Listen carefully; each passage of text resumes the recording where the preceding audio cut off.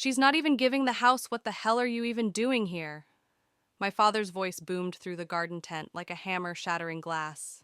And then, in front of 142 wedding guests and a live streaming videographer, he raised the solid marble cake stand. Yes, the one that had just held my sister's 5-tier wedding cake, and swung it toward me. The world slowed down. The fork I was holding dropped. It clinked against my porcelain plate. I didn't move, couldn't. All I saw was my father's arm, locked, aiming like he had every right to discipline me, in my late 30s. With cake-smeared rage, it hit me, right on my shoulder. The crowd gasped, one long, collective inhale, and still, not a single soul stood between us. The stand hit the ground with a hollow thud after bouncing off me. Frosting smeared across my navy dress. My fork lay in the grass like something from a war zone. No one screamed, not even my sister, especially not my sister. She was up there on the small stage beside her new husband, still glowing, still perfect in her $60 Vera Wang dress, still smiling as if the music hadn't stopped and my father hadn't just assaulted me on her wedding day. I looked at her. She looked away. And just like that, I became the one ruining the wedding. Not the man who hit me. Not the family that backed him up. Me. It started 3 minutes earlier. With a toast. The wedding MC, all teeth and tipsy charm, tapped the microphone and announced, and now a few words from the bride's wonderful older sister who, by the way, is gifting them a house. The crowd clapped. My stomach dropped. That wasn't the plan. That was never the plan. I stood up anyway, walked toward the mic, every eye on me, my heels dug into the grass. But I made it there. I took a shaky breath, adjusted the mic, and tried to laugh. Casually. Actually, there's been a bit of a mix-up. I'm not giving away my house. Laughter faltered.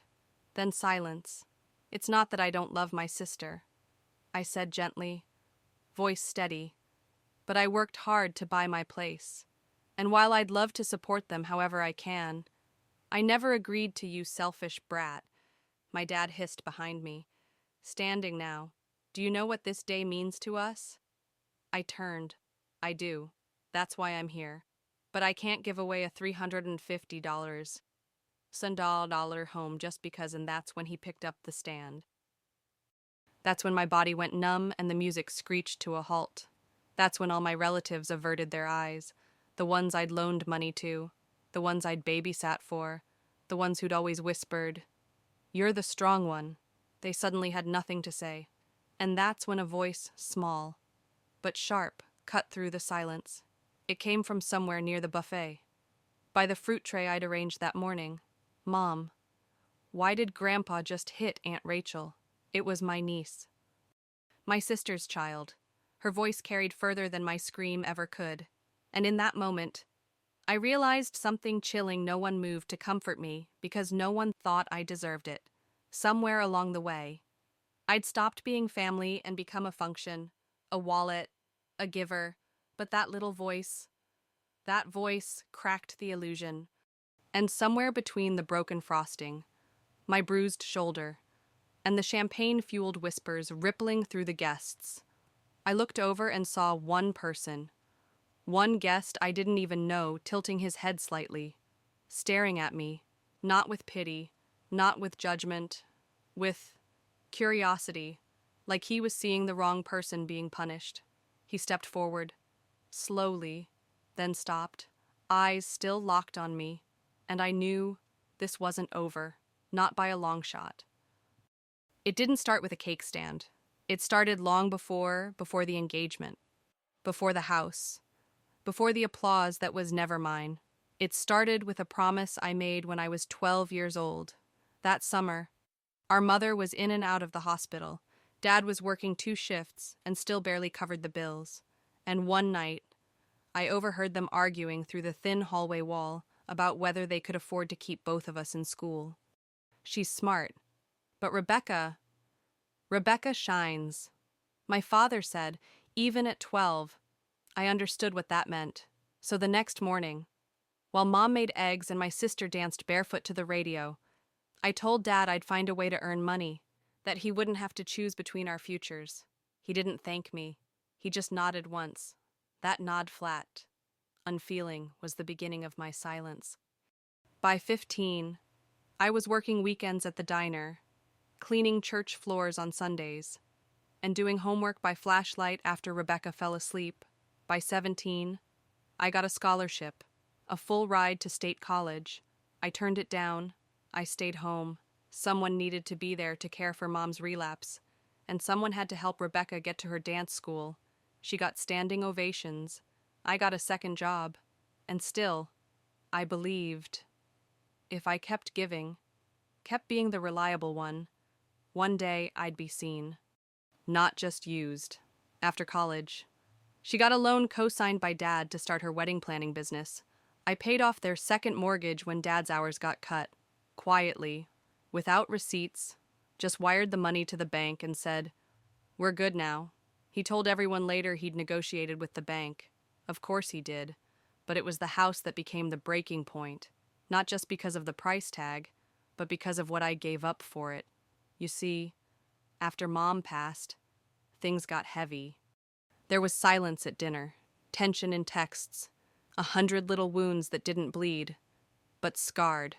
That's when I bought the house. A small, sturdy place, one story, decent yard, near the hospital where she had spent her last days. It wasn't fancy, but it was mine, for the first time in 35 years. Something in my name, mine alone. But when I brought Dad over to show him, he stepped into the foyer, looked around for less than a minute, and said, "So, when are you giving this to your sister?" I thought he was joking. He wasn't. "She needs a real place to settle down in. You've never been the marrying type," he said. Like that made me less human. Like being single made me less entitled to space, or safety, or softness. I laughed. Just once. It slipped out. Were. And I think something in him snapped, because his voice dropped low and cold. "Don't be ungrateful. We raised you to do the right thing. You're the stable one. Don't ruin that." That word ruin hung in the air, like I was the crack in the mirror, not the one who'd spent decades cleaning up the mess. Only later did I realize he didn't ask. He expected, because I'd taught him to. And Rebecca. She never pushed for it, never asked me to sign a deed, but she never told them to stop, either. She never said, "It's hers." Never said. She gave up everything for me. She just smiled sweetly, the kind of smile that wins over every room, and she kept it while people handed her credit for things I did, while they toasted to her being so responsible when I was the one paying late electric bills to keep her business lights on, even when her engagement was announced. The narrative was clear. She's finally getting the life she deserves, my dad said. And I was happy for her, truly. I was, but when he said those words, something in me stung, finally getting what she deserves. What did I deserve then? Because the late nights, the early shifts, the loans, the hospital visits, none of that had earned me the same sentence. Not once. They said I was so selfless, like it was a compliment. But it was a curse. It meant I was expected to disappear quietly, to not want, to be okay with whatever was left. So when the wedding came, and the whispers started about the house, about the gift I was surely planning, I didn't say anything. Not right away. I still held on to that thin, fragile thread of hope that if I just kept showing up, kept holding the weight, someone would finally look back and say, "Thank you." Instead, I got a mic shoved in my face and a crowd applauding a lie. And when I didn't play along, I got hit, not just with marble, but with the truth.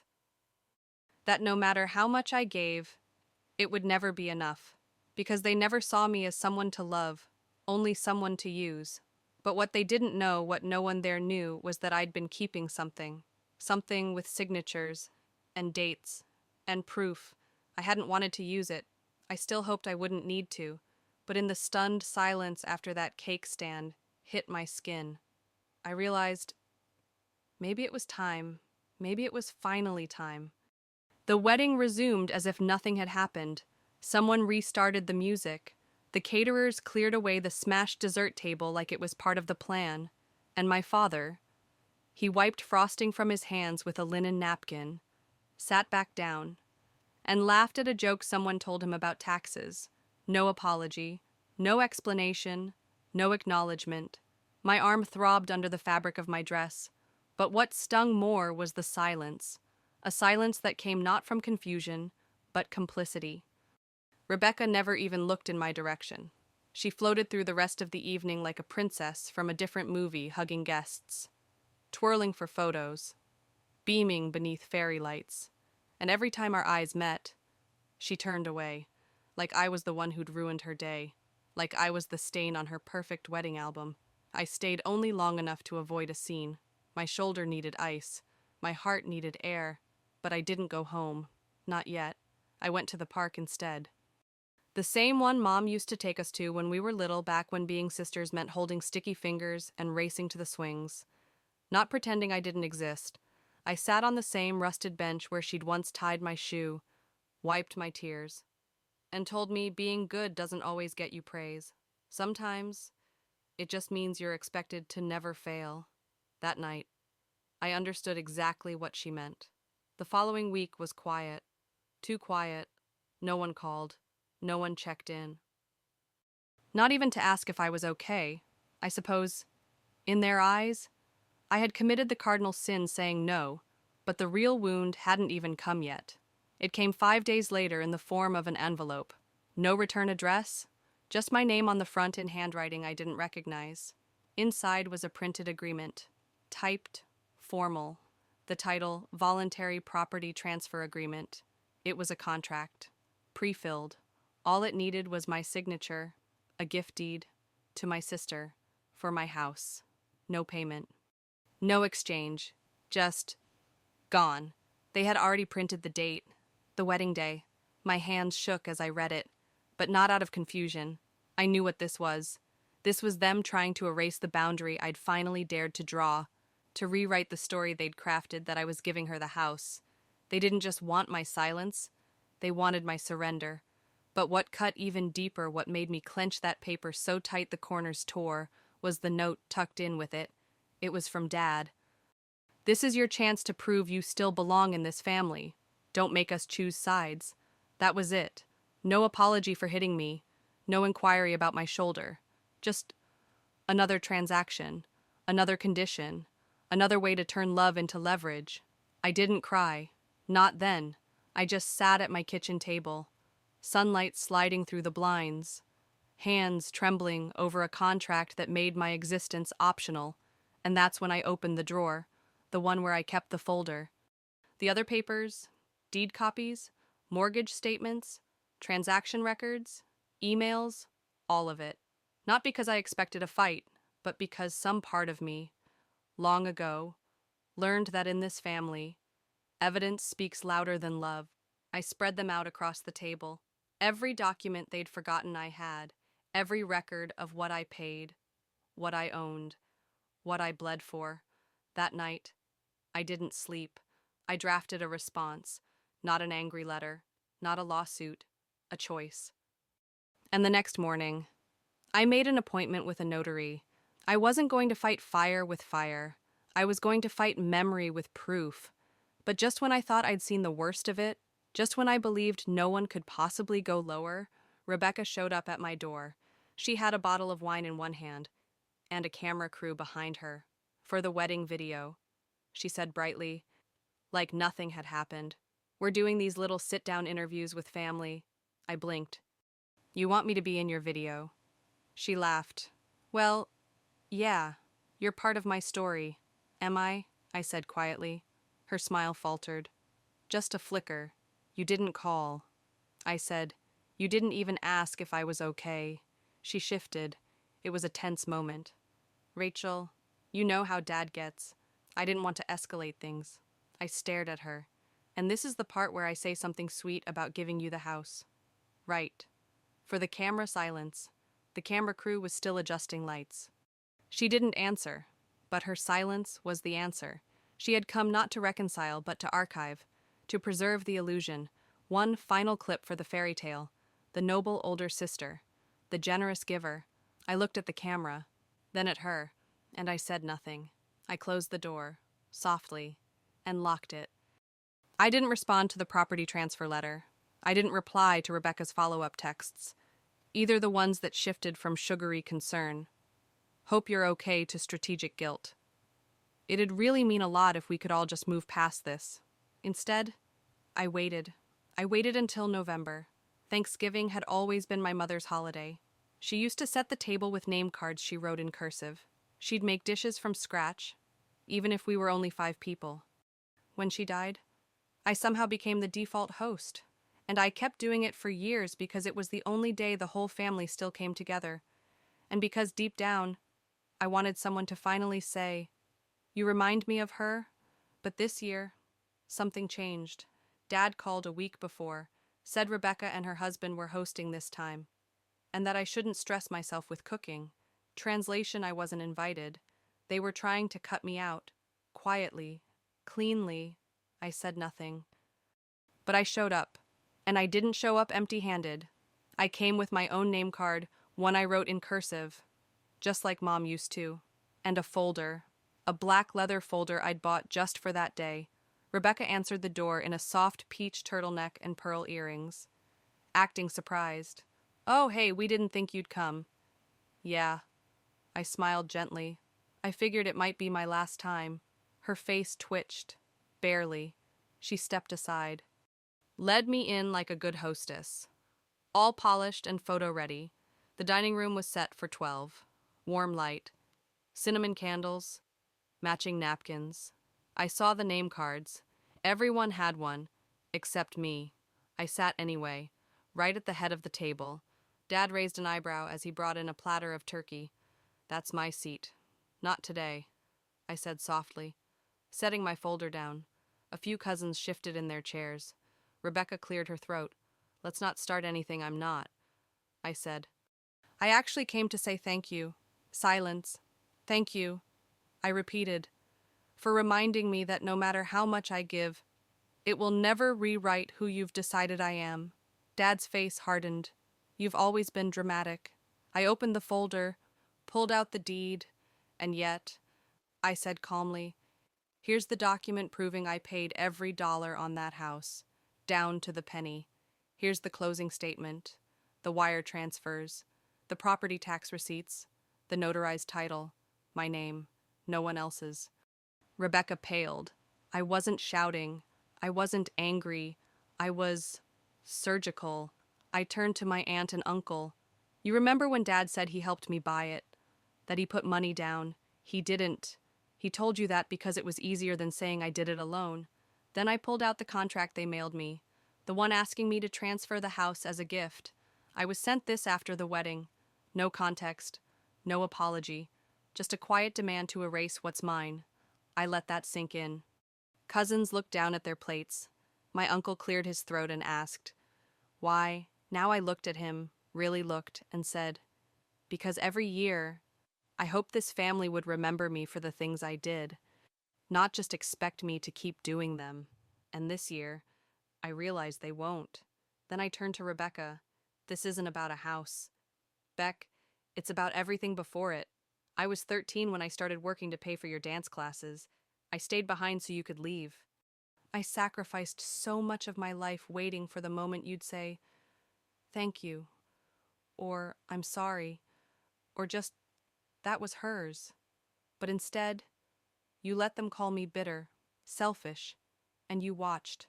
Her lips trembled, but she didn't speak. I stood up slowly. "None of you ever had to earn a place at this table. I did, and now that I finally know I won't be given it, I no longer want it." Then before anyone could react, I took out one last item from my folder, a photocopy of my updated will. Signed, witnessed, sealed, everything I owned, including the house, would go to a scholarship fund in my mother's name, for girls who were firstborn, who sacrificed, who were told you're the strong one so often. They forgot how to ask for anything. I slid the copy onto the table. "Consider this my RSVP decline. For every future gathering." I walked out into the cold. No yelling, no dishes slammed, just stunned silence behind me. the kind of silence that follows a truth you can't unhear. And as I stepped off that porch, into the sharp November air, I felt light, not triumphant, not vindicated, just free. It's strange how quickly silence can replace noise. After Thanksgiving, no one called, no apology, no backlash, no confrontation, just silence, a cold, thick absence that used to be filled with obligation and performance. And I didn't fill it this time. I let it stretch. I let it echo. But silence is not peace. Not yet. 2 weeks after that dinner, I received an email from my Aunt Short. Shaky. Rachel. I didn't know. About the house. About the rest. I'm sorry. It wasn't a parade. It wasn't redemption, but it was something. And then they began to unravel. First, Dad. I heard through a mutual friend that he'd gone to our old family lawyer, asking if there was still a way to salvage things. He wanted to know if he could get my will contested when I passed, as if legacy could still be controlled after all that harm. The lawyer, apparently tired of Dad's name-dropping and rewriting of facts, declined to help. The truth has a way of sticking to your clothes, even if you try to scrub it off. Then came Rebecca. She posted less and less online. No wedding recap video ever surfaced. I imagine the footage couldn't be edited around the hollow space where my gift was supposed to be, around the moment her perfect story cracked under the weight of a truth she'd chosen to ignore. People noticed. Too. Neighbors who used to fawn over her avoided eye contact. One of her vendors, someone I had actually helped her meet publicly, thanked me in a comment for being the real one behind the scenes. I didn't even know she remembered. And then, in the middle of December, Rebecca knocked on my door. Alone, no wine bottle, no camera crew. She stood there in a coat 2 sizes too big, holding a crumpled envelope. "I just wanted to give you this," she said, handing it to me. I didn't invite her in. I waited until she'd left, then opened it. Inside was a letter, written by hand, a real one. She didn't ask for forgiveness. She didn't make excuses.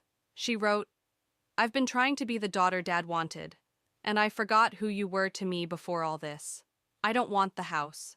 I don't want anything. I just wish I had said thank you sooner. It should have felt satisfying, but it didn't. It felt like mourning, not of the past, but of the sibling I once had. Some part of me had already buried that version of her. And I wasn't sure I wanted to dig it up. I didn't reply, and I didn't change my will. Letting go doesn't always mean giving someone another chance. Sometimes, it means choosing yourself over the hope that they'll ever change. I wasn't cruel. I wasn't bitter. I just stopped reaching back toward hands that only grabbed when they needed. That winter, my home was quieter than it had ever been, but it was mine, truly mine. There were no footsteps I didn't want to hear. No expectations knocking at the door. I made tea at midnight if I felt like it, rearranged the furniture without asking for opinions, and I began to fill the silence not with noise, but with presence. I started volunteering again. I reconnected with friends I had lost in the years of always being too busy, too tired, too responsible. And one day, I walked by the old park again, the one with the rusted bench, and sat. There was a little girl with frizzy curls trying to balance on the swing. Her mother stood nearby, cheering gently, and I smiled, not because anything was fixed, not because the world had apologized, but because I was still here, and I was no longer invisible.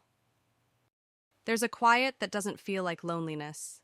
It's the quiet that greets you in the morning. Not because no one called, but because you finally don't need them to. That's the kind of quiet I live in now.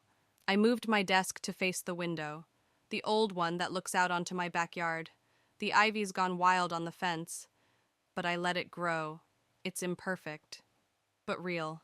It reminds me of myself untamed, but rooted. I painted the front door a deep green. I planted rosemary.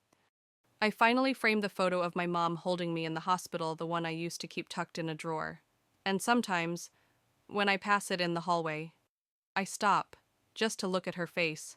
She looked so proud. It's funny how long we wait for pride to come from others.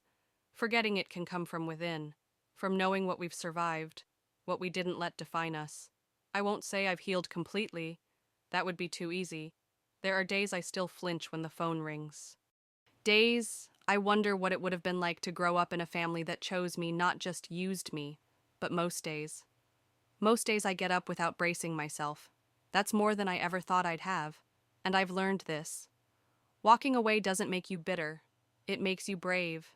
It makes space for better things.